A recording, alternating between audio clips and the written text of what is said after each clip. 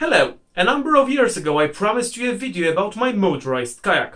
So well, here it is. One short video about my motorized kayak. And this is my anchor. Cut!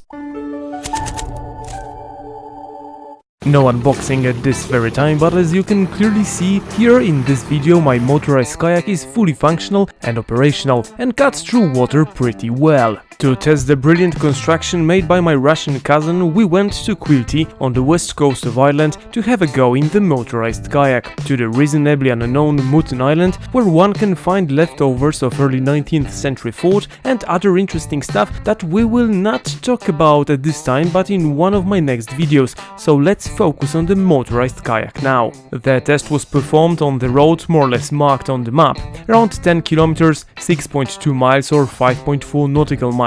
We did not record any problems with the second-hand motor or the saddle made by my Russian cousin. Here are some pictures from the island and short video of the saddle itself. Saddle, a simple H shape made from unpainted wood, 2 steel pipe cuts and bent and welded pipe socket holders, beautifully bent and welded by my Russian cousin. A light, simple and brilliant addition to a kayak. The whole installation adds significant weight to the kayak, so as you can see in the video, my Russian cousin operates motorized kayak sitting backwards. When a second person is on the kayak behaves a bit better and rests horizontally on the surface of the water. The top speed achieved with a 2 horsepower motor was around 10 km an hour when running on flat water. In one of next videos I will show you footage from 2 of my trips to this forsaken but beautiful place.